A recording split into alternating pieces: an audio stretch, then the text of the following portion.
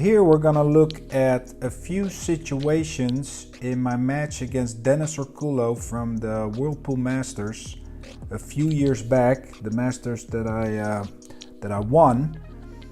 But in that tournament I had to play Dennis, and Dennis had my number big time. He beat me, I think, the last 7 or 8 matches in a row, and I drew him in this tournament.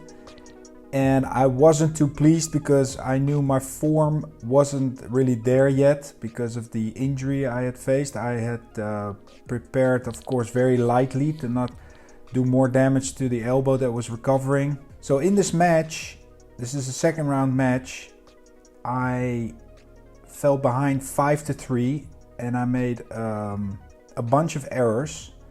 So I'm not feeling too great at this moment, so I just want to walk you through my mental frame of mind that I'm working on right here. First of all, I've made errors, like I said. I'm playing an opponent that I've lost to many times, so you can call this opponent tilt, which I go through in the course. Very interesting stuff.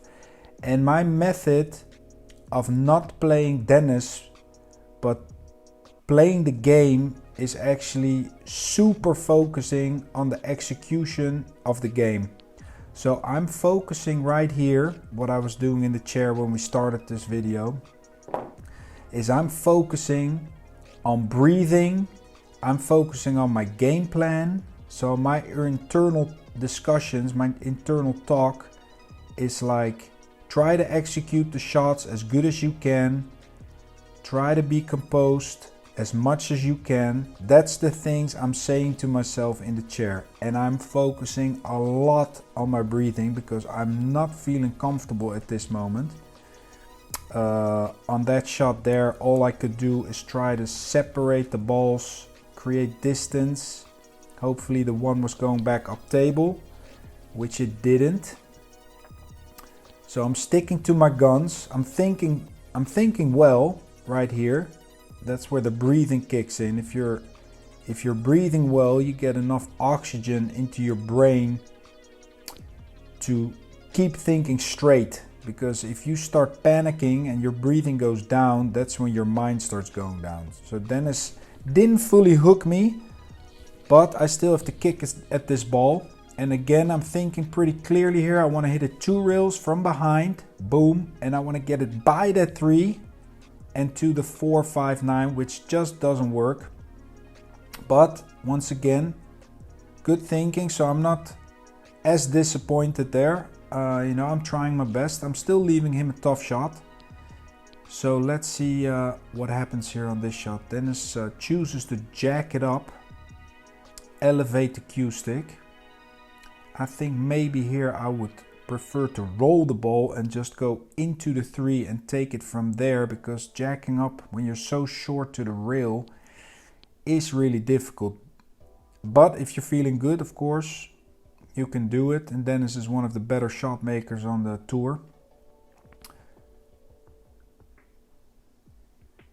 So let's see.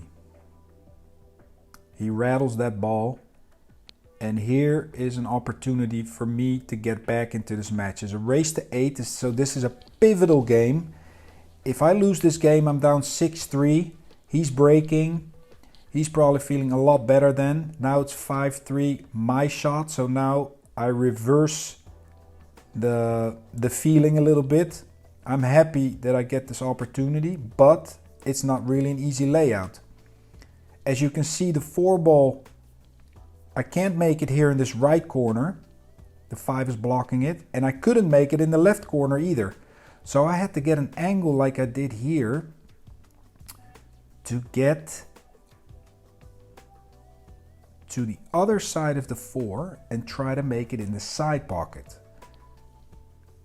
So like I explained earlier, I'm not feeling great here. I'm nervous, I made some mistakes.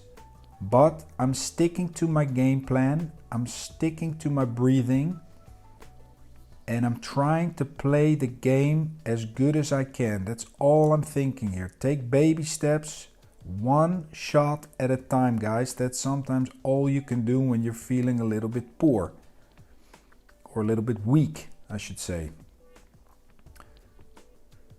So here again, I'm just trying to make sure of my angle. These side pockets on the raison tables are pretty tricky, and I got a slight angle, so I don't want to take it for granted.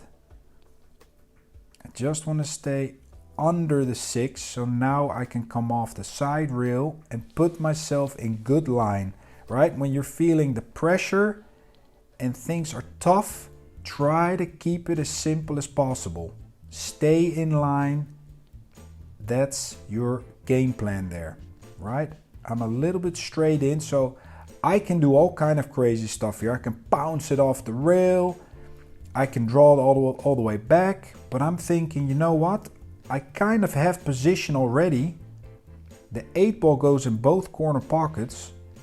So all I have to do is get to that side of the table there. And now I'm straight in. I can just roll it forward and shoot the 9 in the opposite one. So the mental framework paid off there. I did work in the chair, right? I reminded myself what I had to do, focused on the breathing, very big, and I'm back in the game, as we see here. During this match, I take the lead. I was down 5-3, I made it 5-5, Dennis pulled ahead 6-5. Again, I had to run a tough rack. I made it 6-6, broke and ran out for 7-6, and now I'm on the hill first, breaking to try and win this game. 1 ball down, the 2 balls open. And I get a shot on the 2. So right here, what's interesting mentally is I feel I have an opportunity to win this match over a guy that's beaten me the last 3 years non-stop. So I'm getting a little bit excited, right? Now the trick is, what you will learn in the course also, excitement is actually a good thing, right? That's what gets us in the zone. It gives us passion, motivation, energy, all good stuff. But overexcitement, getting overamped, that takes your focus away. Now your ego starts kicking in. I'm gonna do this. I'm gonna beat this guy. I'm gonna get him. Blah, blah, blah. All that internal chatter is already chatter and is distracting you from what you have to do, which is to run this rack. So I caught myself in the moment, actually already when I put my cues back to the game plan. What do I have to do to win this match? What do I have to do to beat Dennis in this match? Is to play the shots as good as I can. So I'm really focusing on execution here, putting the cue ball in the right line and trying to give myself easy shots, right? Under pressure, when the arm is not feeling well, what's important is that you try to give yourself easy shots. Lower your expectations a little bit, right? You're not Superman all the time. Sometimes it's about putting yourself in simple positions over and over again, and then your confidence will start growing. So I'm not feeling too bad here. I ran the last 2 racks already in a row, so my arm's getting nice and loose, and I'm feeling the speed of the table much better now. It's the end of the second match I'm playing on this table. So as you can see, I got the speed down pretty well. I put myself in good line, and this is really where I'm forcing myself to focus on the balls, because I'm almost out there. They're laying right there. But this shot here, for example, I could have easily overdrew that or underdrew it, and I would have been out of position. But I'm sitting well. Once again, I'm checking my angle. I don't want to be absolutely straight on the 7 where I have to maybe shoot a tricky 8. I am making sure here that I got the right angle to close this out. Closing out, guys, that's huge. That's what I've learned from champions like Ralph Souquet, Johnny Archer. In critical situations, they've learned me to take sometimes a little bit of extra time, keep the right angles, and then it will present itself much easier. So I've done that the entire rack. stuck to the game plan, and I'm almost here rewarding myself with a big win to put me in the next round. I'm already celebrating. There we go. I get to celebrate a little bit. Happy with that. And off we go to the next round.